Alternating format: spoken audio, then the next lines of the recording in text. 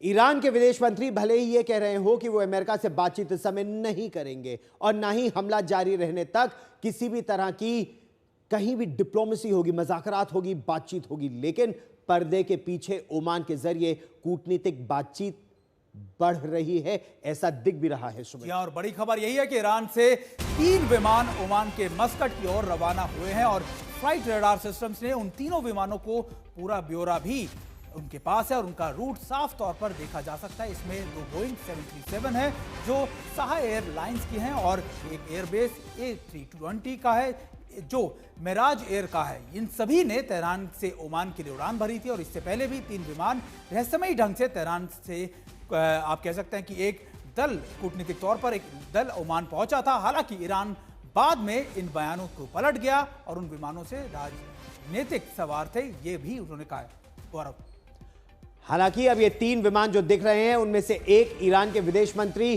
क्या उसमें सवार हैं? जिस तरह की अटकलें ईरान में भी लगाई जा रही हैं, जिन्हें जिनीवा में आज यूरोपीय संघ के नेताओं के साथ एक बैठक में शामिल होना था, लेकिन क्या यह विमान पहले जा रहा है मस्कट?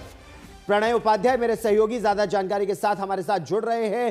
प्रणय, ईरान साफ तौर पर यह कह रहा है जब तक मिसाइल और बमबारी होगी बातचीत नहीं होगी, लेकिन क्या पर्दे के पीछे बातचीत हो रही है? देखिए, बातचीत की कवायद, गौरव, बिल्कुल ठीक कहा आपने। ईरान के विदेश मंत्री सैयद अब्बास अराक्ची जो हैं, उनको आज जिनेवा में जाना था। जो यूरोपियन ट्रॉइका है, जर्मनी, यूके और फ्रांस, उनके विदेश मंत्रियों के साथ में मुलाकात होनी थी। डेविड लैमी जो कि यूके के प्रधान के विदेश मंत्री हैं, उनकी अमेरिका के विदेश मंत्री मार्को रूबियो से कल ही मुलाकात हुई थी और उसके बाद आज सैयद अब्बास अराक्ची से उनकी ये मुलाकात होनी है, बात होनी है। यूएनएचआरसी का एक सेशन है, उसे भी सैयद अब्बास अराक्ची जो है वो संबोधित करेंगे। कहीं ना कहीं पर्दे के पीछे एक बातचीत की कवायद जरूर चल रही है, लेकिन आप ये भी देखिए कि जैसे ही यह ऐलान सामने आया कि अमेरिका जो है वो अभी कुछ और वक्त लेगा, अमेरिकी राष्ट्रपति अभी 2 हफ्ते का वक्त लेंगे ये फैसला करने के लिए कि आखिर अमेरिका इस लड़ाई में कूदेगा या नहीं कूदेगा, उसके बाद से आप देखें कि कुछ हार्डनिंग ऑफ स्टैंड जो है वो ईरान के बयानों के अंदर नजर आ रहा है। यानी ईरान भी ये जानता है कि इसमें खोने को इजराइल के पास भी है।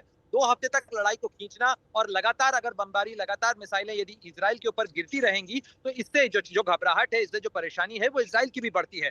वहीं दूसरी तरफ अगर आप देखें, एक टेक्टिकल चेंज जो है वो ईरान की तरफ से किया गया है। अब बराज ऑफ मिसाइल नहीं फायर की जा रही है, गौरव, और बल्कि इक्का दुक्का जो मिसाइलें हैं, बड़ी मिसाइलें हैं, बैलिस्टिक मिसाइलें हैं, उनका इस्तेमाल किया जा रहा है। यानी ईरान भी जो है वो अपना जो असलहा है, अपनी जो मिसाइलें हैं, वो अपना शस्त्रागार से वो कम निकाल रहा है, उन्हें बचा के रख रहा है। वो लॉन्ग हॉल की तैयारी कर रहा है कि ये लड़ाई जो है वो हो सकता है लंबी चल जाए। तो अब से थोड़ी ही देर पहले मैं ईरान दूतावास के अंदर हमारी बातचीत हुई थी, मीडिया को संबोधित किया गया उनके डिप्टी चीफ ऑफ मिशन से। उन्होंने साफ तौर पर कहा है कि इस लड़ाई को अग्रेसर के तौर पर इजराइल ने शुरू किया है, लेकिन ईरान खत्म करेगा। हम लड़ाई नहीं चाहते थे कि लेकिन ये लड़ाई तोपी गई है। एक जाते जाते एक महत्वपूर्ण अपडेट भी मैं आपको बता दूं इससे पहले कि अपनी बात खत्म करूं। 3 विमान जो हैं वो भारत भी लैंड करने वाले हैं। ईरान ने भारतीयों को लेकर, जो भारतीय वहां फंसे हुए थे, करीब 1000 भारतीयों को लेकर ये विमान आज से आना शुरू हो जाएंगे। अगले 3 दिनों तक महान एयर्स की जो फ्लाइट है वो चार्टर्ड फ्लाइट के तौर पर भारत के अंदर लैंड करेंगी, जिसके जरिए जो भारत लौट सकेंगे। बिल्कुल।